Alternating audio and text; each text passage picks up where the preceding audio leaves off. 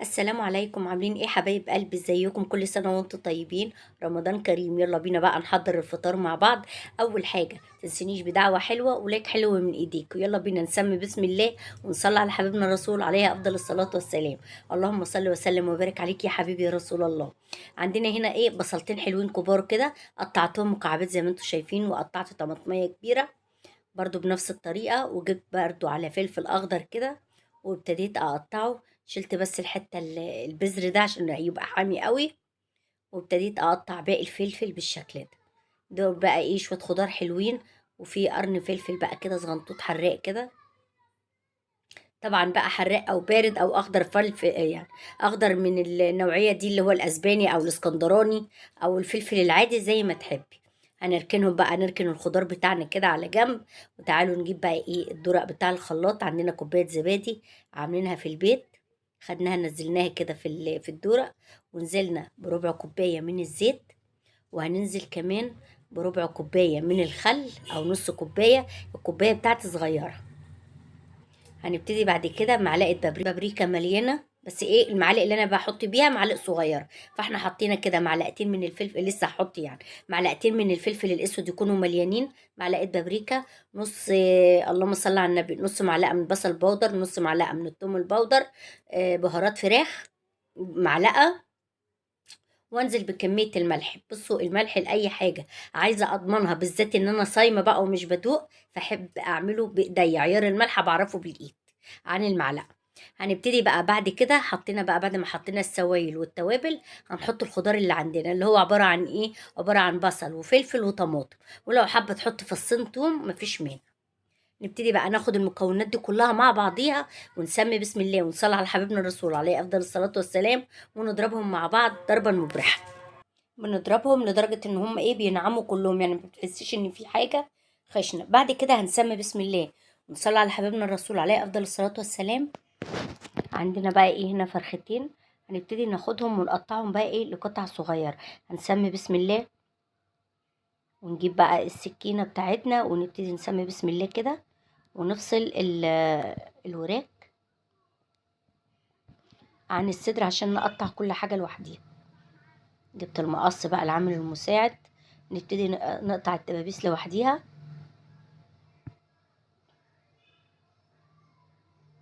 شوف العظمة اللي تفصل الدبوسة، تايهة مني بدور عليها.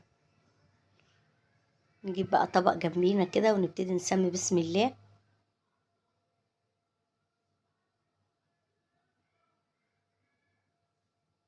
نقطع بقى زي ما انتم شايفين الكفة لوحديها، وادي الكفة التانية. نبتدي نخليها بس من العظم شوية كده زي ما انتم شايفين. ناخد الجزء التاني اهو.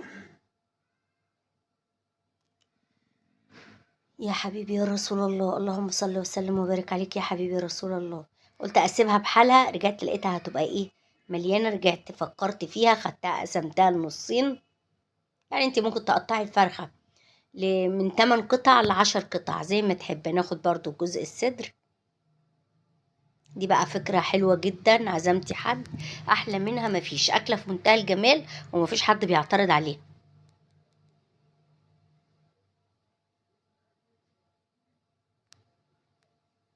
نبتدي نفتح بقى ايه؟ العظم بيبقى شديد بتاع الصدر.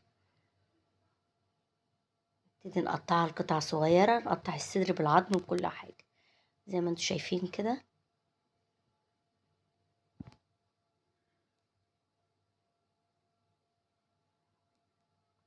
نسيب في العظم اللحم كده عشان الصدر بس ما يبقاش تخين. نبتدي ناخد الصدر التاني بنفس التقطيعة. يعني الفرخة هتطلع معاكي تقريبا ما بين 10 قطع ل12 قطعة، على قد ما تقدري بقى ايه تقطعيها، وتكون قطع كويسة وفي نفس الوقت صغيرة زي ما انتوا شايفين كده. والاصول انا كنت عديت لك القطع اللي انا طلعتها من الفراخ. نبتدي ناخد بقى الفرخة التانية ونقطعها بنفس الطريقة. عايزة اقولك ان انا عملت الدبوستين الاولانيين بالطريقة دي كده، فتحتهم اهم. دي بقى فراخ شوي في منتهى الجمال. الفراخ دي بقى احنا كنا الساعة 3 الفجر، يعني تقريبا كده 3، ابتديت بقى ايه؟ اقطعهم بالشكل ده كده علشان نتبلها بقى وتبقى متبلة وشاربة من التتبيلة. يعني الكلام ده مش النهاردة، لا الكلام ده من امبارح بالليل. خلاص كده ابتديت بقى احط الخلطة بتاعت المشاوي دي، خلطة جبارة بتخلي الريحة في منتهى الجمال. مش قادرة اقولك بقى الريحة عاملة ازاي، ريحة جميلة. يبقى اهم حاجة ان انت التتبيلة دي تقعد على الاقل خالص ليلة كاملة في الايه في التلاجة. ابتدينا بقى بعد كده اجيب معلقة بقى اقلب بيها، طبعا ما ينفعش خالص، لازم كده اخلي الفراخ تشرب من الايه من التتبيلة. ابتديت كده بقى ايه، قلت لا ما بديهاش، نزلت انا بقى كده عجن عجن وفرد. ابتديت كده ايه اخد بقى الفراخ كلها اشربها من التتبيلة بالشكل ده. يبقى الكلام ده قبلها بيوم. ابتديت بقى بعد كده زي ما انتم شايفين، حسيت ان الفراخ كلها اندمجت كده في التتبيله والريحه خطيره. ركنتها بقى كده نحطها في الليله كامله في الايه في التلاجة. ده بقى صبحنا بقى تاني يوم، كان العصر بقى بيدن، صلينا العصر وابتدينا بقى ادي الطبق خرج من التتبيله، وبنولع الفحم وبنحضر بقى تجهيزات. الحاجات دي يعني فكره حلوه جدا لاي عزومه عايزه تعمليها. انا جبت بقى هنا حله بديل للورق الالومنيا، ودي احلى كتير كتير من الورق الالومنيا، وهوريها لك بعد كده. وابتديت احط فيها رغيف شامي او بلدي اللي موجود عندك، او رقاق، اي حاجه موجوده. ابتدينا بقى ندخل بقى كده على البلكونه، حطينا بقى فيها الشوي والفحم زي ما انتم شايفين بقى ايه منطور. وادي ابني ربنا يديله الصحه يا رب، ويخليلكوا ويخليلنا ويرزق كل مشتاق، اللهم امين يا رب العالمين. ابتديت بقى ايه عايزه اقول لك، بصوا اللي بيفتح الدبوسه زي ما احنا فاتحينها، وابتدي يفردها على الفحم بالشكل ده، وسبته بقى هو بيشوي، وانا دخلت بقى نعمل شويه الطحينه. عندنا هنا بقى ايه رغيف شامي كده، ابتديت اضيف له شويه من الميه. انا حطيت نص وحطيت كمان، يعني حطيت رغيف الا ربع، وسبتهم بقى كده ايه يعني يدوب كده من الميه. هنبتدي بقى ايه سبته ركنته على جنب، وابتديت اعمل السلطه بتاعتنا الخضراء الجميله. هنبتدي نجيب بقى طماطم، نجيب خيار، نجيب جزر، نجيب خس، نجيب اللي موجود عندك بقى في السلطه اعمليه، ونبتدي نقطعها بقى ايه لمكعبات صغيره بالشكل ده. وما تنسيش بقى وانت بتشتغلي كده تستغفري ربنا كده، وتصلي على الرسول عليه افضل الصلاة والسلام. عايزه اقولك ان الحاجات دي ما شاء الله العزومه بتبقى سهله جدا وبسيطه وفي منتهى الجمال، وهتبسطي اللي موجود كمان. لان بقى ايه خرجنا بره المحاشي والرقاق والجلاش والسمبوسه، لا كفايه كده بقى، نفصل شويه ونعمل حاجه معتدله شويه. رغم ان انا كنت فكرت اعمل محشي، بس والله قلت لا، كله شبعان من المحاشي. لا عشان اقول لكم انا لسه عملتوش في رمضان على فكره. نبتدي بقى نقطع الطماطم بتاعتنا الصغير كده. اللهم صل وسلم وبارك عليك يا حبيبي يا رسول الله.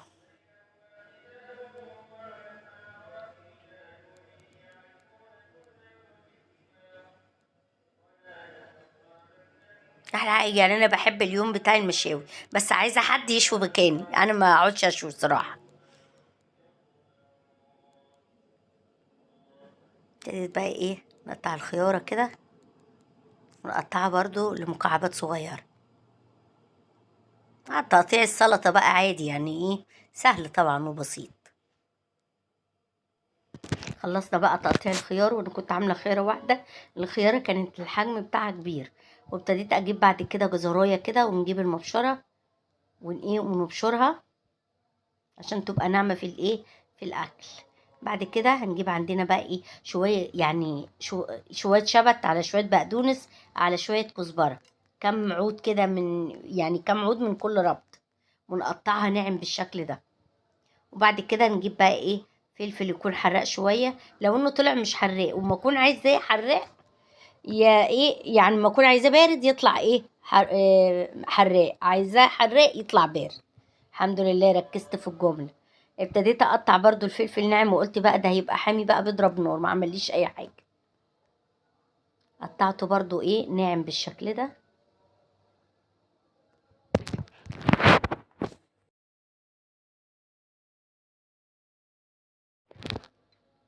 نجيب بقى طبق ونبتدي بقى ننزل بالايه بالسلطة بتاعتنا بالشكل ده. جت في دماغي بقى بعد ما خلصت السلطه، قلت لا، هعمل لهم بقى ايه السلطه اللي هي ميه السلطه او اللي بنقول عليها الويسكي. ابتديت احط نص كوبايه من الخل، ونبتدي بقى نحط التوابل بتاعتنا. هي عباره عن ايه؟ هنضيف كمان كوبايه من الميه. انا فاكره ان انا كده هعمل بقى ايه ميه السلطه. حطيت كوبايتين، اتضح ان هي ايه هتاخد تاني. وعايزه اقولك ان انا كنت هنا نسيت خالص ان انا احط البصل.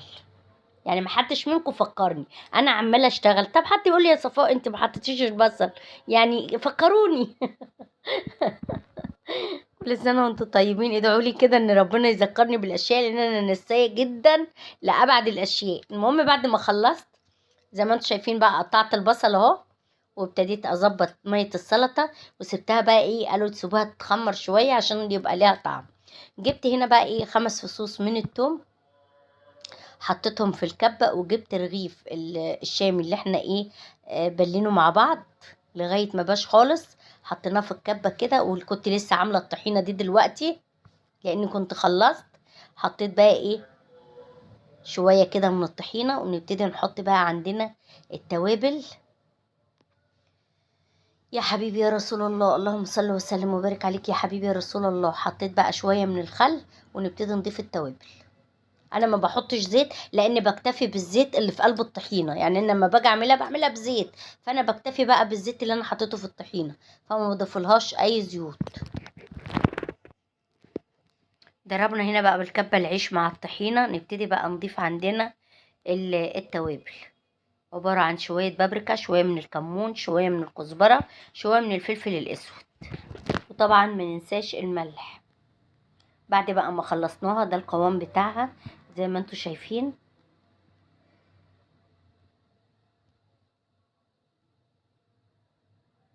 شويه طحينه اخر حلاوه. ابتديت ازينهم بقى ايه يعني بحرف كده من البقدونس على جنب كده، ونركنهم بقى ايه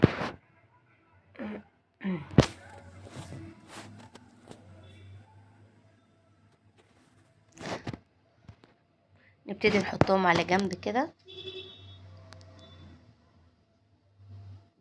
ونبتدي نجيب بقى عندنا السلطة. كان خلاص بقى ايه المغرب هيدا، يعني بنبتدي في التحضير والشوي شغال. وادي بقى السلطة. ناخد بقى السلطة نحطها في اطباق بالشكل ده.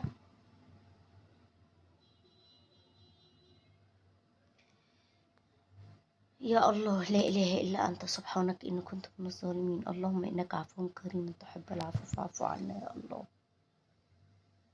ابتديت بقى انزل الميه عشان انا عايزه الميه دي بقى عشان ايه اعمل له اقول لهم بقى انا عملت لكم ميه سلطه وحاجه. لا مش عارفه كلمه ويسك دي بتضايقني. هما بيقولوا عليها ويسك بس مش عارفه ليه سموها كده، ما نقول عليها ميه سلطه. يعني كلمه ويسك ايه؟ مش الويسك ده الحاجات اللي هي يعني تبع الخمره والحاجات دي بنقول عليها ويسكي ليه؟ مش عارفه. او هل هي بتنطق على حاجه تانية؟ يعني بنبقى ننطقها على حاجات تانية مش عارفه. المهم بقى خلينا في موضوعنا. جبت مية السلطة مش الويسكي، ها، مية السلطة حطيتها في كوبايات كده عشان اللي يشرب يشرب ايه بالكوباية، عشان ما عنديش الازاز بتاعت السلطة بصراحة.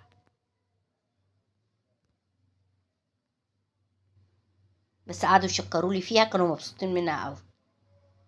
يعني التوابل بتاعتها كانت مظبوطة رغم ان انا كنت ايه صايمة وما دقتهاش، بس كانت حلوة جدا. ابتدينا بقى كده خلصناها. نبتدي كمان عندي بقى المشاوي اهي. بصي بقى بصي بقى البخار بتاعها محتفظة بالدخانة. وابني بعد ما شوى حطها على الشواية لغاية ميعاد الفطار بقى، ففضلت سخنة زي ما انتم شايفين، ومحتفظة بدرجة الحرارة بتاعتها وايه وطرية ما تبقاش ناشفة. هنبتدي بقى ايه حطينا بقى شوية بقدونس كده، ونبتدي بقى ننزل ايه بالمشاوي بالشكل ده. اظن عزومة في منتهى الجمال، حاجة كده جميلة جميلة جميلة بأمانة. يعني انا عندي الحمد لله العيله كلها بتحب الايه المشاوي. وعايزه اقولك انها مش عزومه يعني احنا عازمين حد غريب. هي يعني العيله مننا فينا، يعني ما فيش حد بره ايه جايلنا غريب. بس دي احلى حاجة ممكن تعمليها في اي عزومة، بجد جميلة.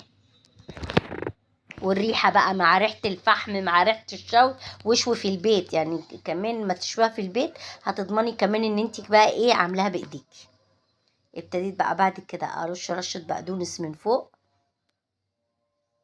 نجيب بقى ايه حاجة ساقعة كمان، ونبتدي ايه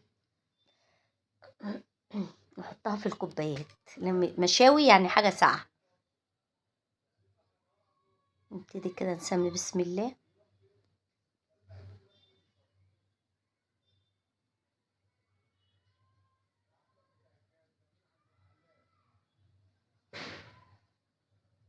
وبكده خلصنا بقى ايه سفرتنا، السفرة الرمضانية زي ما انتوا شايفين. سفرة سهلة جدا، والعيش وصل، وأكلة مفيش أسهل من كده يعني. أكلة في منتهى الجمال، سهلة جدا وبسيطة، مع الحاجة الساقعة، مية السلطة، السلطة نفسها، العيش.